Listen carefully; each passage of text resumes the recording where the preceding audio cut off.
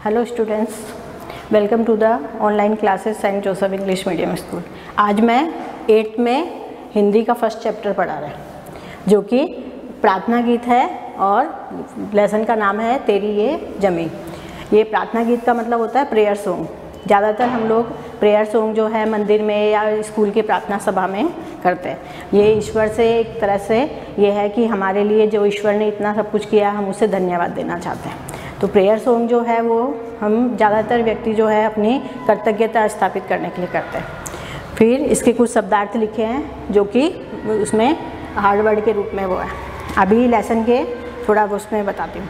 प्रस्तुत कविता एक प्रार्थना गीत है जिसमें ईश्वर के प्रति कृतज्ञता का भाव प्रकट हुआ है। कृतज्ञता मतलब होता है कि ईश्वर ने जो हमें इतनी सब चीज़ें दी हैं हम उसके लिए उसके मेहरबानी को वो करना चाहते हैं और चाहते हैं कि ईश्वर जो है वो हम पे अपनी दया हमेशा बनाए रखे और एक तरह से उसे धन्यवाद देना चाहते हैं। साथ ही ईश्वर की सर्वोपरिता को स्वीकार किया गया। सर्वोपरिता मतलब कि ईश्वर ने ही ये सारी दुनिया बनाई है और ईश्वर जो है वो इस संसार में सबसे ऊपर है और ईश्वर से महत्वपूर्ण कुछ नहीं है। वो ही सर्वोच्च वो शक्ति है जो इस संसार को चलाता है। इसीलिए ईश्वर को धन्यवाद के स्वरूप ये प्रार्थना गीत लिखा गया। तेरी है जमी तेरा आसमान, तू बड़ा मेहरबान तू बख्शिश कर। हे ईश्वर, ये पूरी ज़मीन जो है, जो भी पृथ्वी बनी हुई है, जो भी पृथ्वी हमें दिखाई देती है और जो हमें नहीं दिखाई देती, वो दूर तक जो फैली हुई ज़मीन है वो सब तेरी है। तेरा आसमान माने ये जो आसमान है जो कि पूरी धरती को अपने ऊपर धरती को ढका हुआ है, वो आसमान भी ईश्वर का बनाया हुआ है। तू बड़ा मेहरबान तू बख्शिश कर। इसलिए हे ईश्वर तू बड़ा मेहरबान है और तुमने हम पे बहुत मेहरबानी की है कि जो इस संसार को हमें बनाया और हम पे इतनी मेहरबानी करके अपनी दया इस पे हम पे दिखाई है। तू बख्शिश कर। इसलिए हे ईश्वर तू हम पे दया कर और अपनी कृपा हम पे बरसाए रख। सभी का है तू सभी में तेरे, खुदा मेरे तू बख्शिश कर। हे ईश्वर तू सभी का है और सभी तेरे हैं और इसीलिए एक सबके लिए और सब एक के लिए। माने ईश्वर ने ये पूरा संसार बनाया है और सभी लोगों को इसने इस संसार में जीवन दान दिया है और बहुत सारी चीज़ें, हवा है, पानी है, धूप है, गर्मी है और इतने मौसम है, ये सारी चीज़ें जो हैं ईश्वर की दी हुई हैं। इसीलिए ये सभी का है तू। इसलिए ईश्वर तू सभी का है और सभी तेरे ही संतान हैं और तेरे ही इस संसार में रहने वाले तुच्छ प्राणी हैं। खुदा मेरे तू बख्शिश कर। इसलिए हे ईश्वर तू हम पे बख्शिश कर, हम पे दया रख, हमारे अपराधों को क्षमा कर देना। खुदा मेरे तू बख्शिश कर। तेरी मर्जी से ए मालिक हम इस दुनिया में आए हैं। इसलिए हे ईश्वर तेरी इच्छा से ही, तेरी मर्जी से ही हम इस दुनिया में आए हैं और अगर तेरी मेहरबानी नहीं होगी तो हम एक पल भी इस दुनिया में सांस नहीं ले पाएंगे। इसलिए हमारी जो ये जीवन है, जो ये ज़िंदगी है, वो सब ईश्वर की दी हुई है और ईश्वर की मेहरबानी है। इसलिए ईश्वर की मर्जी मतलब उसकी इच्छा है तभी हम इस जीवन को जी रहे हैं और अगर उसकी इच्छा नहीं होगी तो हम इस संसार को छोड़कर चले जाएंगे। तेरी रहमत से हम सब ने ये जिस्म और जान पाए। इसलिए हे ईश्वर तेरी रहमत से, तेरी मेहरबानी और तेरी दया की वजह से ही, तेरी रहमत का शाया जब हम पे आया उसी से हमने ये जिस्म जान पाए हैं। जिस्म मतलब शरीर और जान मतलब प्राण, मतलब हमारे अंदर जो सांस आ रहा है, जा रहा है, जो हमें जीवित रहने का, लिविंग थिंग का वो देता है, वो ईश्वर की मेहरबानी की वजह से देता है। माने ये जो जिस्म है, जिस्म माने शरीर और जान मतलब प्राण, ठीक है। इसमें कई शब्द जो हैं उर्दू के और फारसी भाषा के शब्द हैं। तो इसीलिए ये जो मात्रा जैसे लगाई गई है, आ की मात्रा, तो न अक्षर नहीं लिखे उन्होंने, नए अक्षर को वो कर दिया, ठीक है। फिर जैसे जिस्म है, आफत है, रहमत है, ये शब्द जो हैं ज़्यादातर उर्दू भाषा के शब्द हैं, ठीक है। तो इसीलिए तेरी रहमत से ही हम सब ने ये जिस्म और जान पाए हैं। तो इसलिए हे ईश्वर तू हम पे अपनी दया दिखा और तेरी मेहरबानियों की वजह से ही ये संसार जो है वो चल रहा है और तुमने हम पे बहुत मेहरबानी की है। तू अपनी नज़र हम पर रखना, किस हाल में ये खबर रखना। हे ईश्वर, इसीलिए जो कवि है वो हम सब से कहना चाहता है कि हम सब जो हैं वो ईश्वर से ये प्रार्थना करते हैं कि हे ईश्वर तू हम पे अपनी नज़र रखना। नज़र रखना जो है वो दो चीज़ों के उसमें वो होता है कि ये मुहावरा है,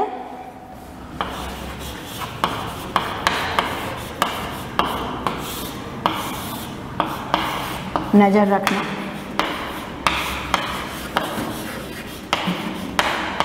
मतलब देखभाल करना।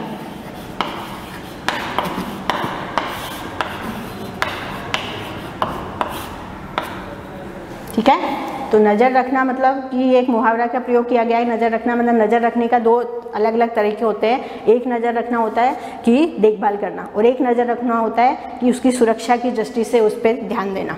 ठीक है, जैसे माँ अपने बच्चों के काम पे, अब वो काम करती रहेगी लेकिन फिर भी उसकी नज़र जो है हमेशा अपने बच्चे पे रहती है कि वो बच्चा क्या कर रहा है। तो इसीलिए जो भक्त है वो कभी भी क्या कहना चाहते हैं कि हे ईश्वर, हम इस संसार में, आपने हमें इस संसार में भेज दिया है और इस संसार में हम क्या कर रहे हैं, कुछ गलत कर रहे हैं, सही कर रहे हैं, जो भी, तो इस हर वक्त हमारा ख्याल रखना और हमें देखभाल करना।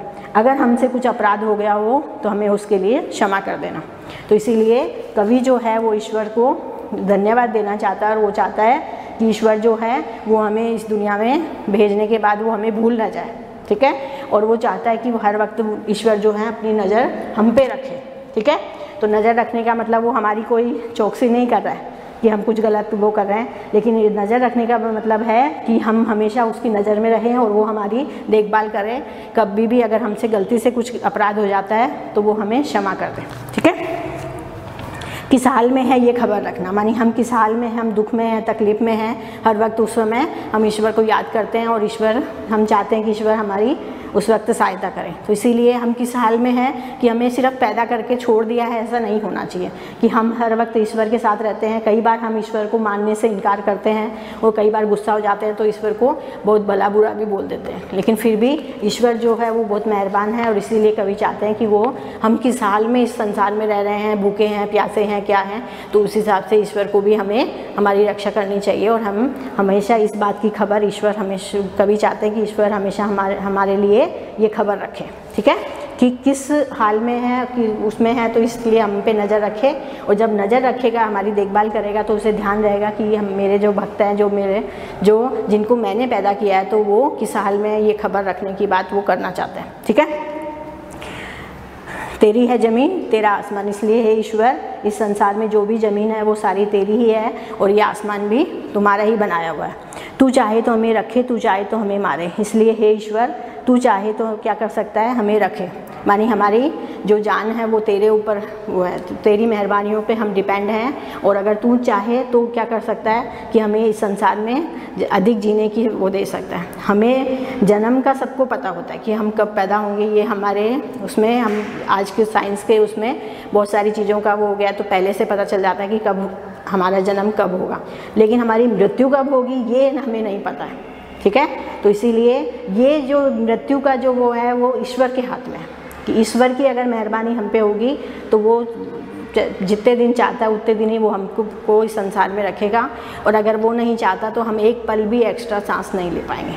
ठीक है, तो इसीलिए तू चाहे तो हमें इस संसार में रखे, माने तो ये तेरी मेहरबानियों की वजह से ही हम इस संसार में हैं और आगे भी हम इस संसार में बने रहेंगे। ये चीज़ जो है वो तुम्हारी मेहरबानियों की वजह से होगी। तू चाहे तो हमें मारे, इसलिए अगर तू चाहता है तो हमें कोई भी जीवन दान नहीं दे सकता। तू चाहे तो, अगर तू चाहता है तो हम एक पल भी एक्स्ट्रा इसमें नहीं जी सकते हैं, और तू अगर हमें मारना चाहता है तो फिर हमें बचाने वाला भी कोई नहीं है। तो इसलिए जीवन देना और जीवन लेना, ये दोनों चीज़ें जो हैं वो ईश्वर के हाथ में हैं, और ईश्वर की मेहरबानियों की वजह से ही हम इस जीवन में हैं, और ईश्वर ने हमें ये जीवन दिया है, और वो चाहे जब तक ही हमें इस जीवन को बना के रखना चाहता है। ठीक है, तेरे आगे झुका के सर खड़े हैं आज हम सारे, इसीलिए क्योंकि तुमने हम पे इतनी मेहरबानियाँ की है। तुमने हमें हवा, सांस लेने के लिए हवा दिए, रोशनी के लिए सूरज दिया, रात को आसमान में चांद तारे दिए, फिर पानी है, पहाड़ है, नदी है, झरने, ये सारी चीज़ें जो हैं ईश्वर ने हमें एक तरह से गिफ्ट, ईश्वर की तरफ से दिया हुआ गिफ्ट है, जिसका हमें कोई पेमेंट नहीं करना पड़ता, कि किसी भी तरह का हमें कोई कुछ मूल्य नहीं चुकाना है। ये मेहरबानियाँ जो हैं ईश्वर की तरफ से हम पे बख्शिश करके दी गई हैं, मानी खुश होकर हमारे लिए ये सब चीज़ें बनाई गई हैं। और इसीलिए कवि जो है वो कहना चाहते हैं कि ईश्वर की मेहरबानियों की वजह से ही वो चाहे तो हमें जीवन दे सकता है, और वो चाहे तो एक पल में हमारा जीवन वापस ले सकता है। तो इसीलिए तू चाहे तो हमें रखे और तू चाहे तो हमें मारे, इसलिए अगर तू चाहेगा तो हमारा जीवन रहेगा, और अगर तू नहीं चाहेगा तो तू हमें एक पल में मार सकता है। तेरे आगे झुका के सर खड़े हैं आज हम सारे, इसीलिए हे ईश्वर, हम आपका धन्यवाद देना चाहते हैं, और आपकी इतनी सारी मेहरबानियों के बदले में हम आपको कुछ नहीं दे सकते। आज मंदिर में अगर हम जाते हैं तो वहाँ हम कहने के लिए हम चढ़ावा चढ़ाते हैं या ये सब करते हैं, लेकिन ईश्वर को ये सब चीज़ें नहीं चाहिए। वो सिर्फ उस भक्ति भाव को चाहता है जो कि हमारे हृदय में। तो इसीलिए ईश्वर को, वो तो दाता है, देने वाला है, हम उसे क्या दे पाएंगे? तो हम सिर्फ उसका धन्यवाद दे सकते हैं और उसकी मेहरबानियों का सिर्फ एहसान मान सकते हैं। तो इसीलिए तेरे आगे झुका के सर खड़े हैं आज हम सारे। इसीलिए हे ईश्वर, हम आप तेरे सामने सर झुका के खड़े हैं और इसीलिए तेरी मेहरबानियों का वो करना चाहते हैं। वो सबसे बड़ी ताकत वाले, तू चाहे तो राफत डाले। इसीलिए ये संसार जो है वो तेरी ही मेहरबानियों पे टिका हुआ है। तू ही इस संसार में सर्वोपरि है, तू ही इस संसार को बनाने वाला और मिटाने वाला है। माने विनाश जो है वो भी तेरे हाथ में है और जो निर्माण है वो भी तेरे हाथ में है। तो इसीलिए इस संसार को बनाने वाला जो ईश्वर है वो भी तुम ही, और तुम ही इस संसार में सबसे ताकतवर हो। इसलिए ईश्वर की सर्वोपरिता का इसमें वर्णन किया गया कि ईश्वर से बढ़कर इस संसार में कोई वो नहीं है। कोई इंसान चाहे कितनी भी तरक्की कर ले, कितना भी कुछ कर ले, लेकिन वो ईश्वर नहीं बन सकता है। तो इसीलिए जो कुछ दिया है वो सब ईश्वर ने दिया है और ईश्वर ही हमारे लिए सब कुछ करता है कि ये जो संसार है वो उसकी मर्जी के अनुसार चलता है। उसकी मर्जी के बिना एक पत्ता भी नहीं हिल सकता है। ठीक है? तो इसीलिए वो सबसे बड़ी ताकत वाले, तू चाहे तो राफत डाले। इसीलिए तू चाहे तो क्या कर सकता है? हर हमारे जीवन में आने वाले प्रत्येक संकट को टाल सकता है और तू चाहे तो इस संसार को चला सकता है और चाहे तो एक क्षण में इस संसार को नष्ट कर सकता है। तेरी है ज़मीन, तेरा आसमान। इसलिए ये ज़मीन जो है वो तेरी ही है, तेरा ही बनाया हुआ ये संसार है और तू तेरा ही बनाया हुआ आसमान है। इसलिए हे ईश्वर, तेरी कवि जो है वो ईश्वर के सामने ये सर झुका के ये प्रार्थना करते हैं कि ये जो सारा संसार जो है वो तुमने ही बनाया है और तुमने ही इसके लिए वो किया। तो इसीलिए प्रार्थना गीत में, प्रार्थना गीत का मतलब ईश्वर से हम प्रार्थना करते हैं। ठीक है? और ये जो पूरा लेसन है आप एक नोटबुक बनाएंगे और उस नोटबुक में पहले लेसन का नाम लिखिए, फिर इंट्रोडक्शन लिखिए। ठीक है? फिर पोएम लिखेंगे, फिर दूसरी तरफ पोएम के उसमें एक ड्राइंग बनाएंगे, ये वाली ड्राइंग। अगर पूरा वो लड़का लड़की ये नहीं बनते तो कोई बात नहीं, आप बाकी ड्राइंग बना सकते हो। ठीक है? फिर उसमें शब्दार्थ लिखेंगे। ठीक है? और मुहावरे हैं तो मुहावरे उसमें वो करे जा सकते हैं। तो मुहावरे जो है, एक है नज़र रखना, दूसरा है खबर। खबर रखना मतलब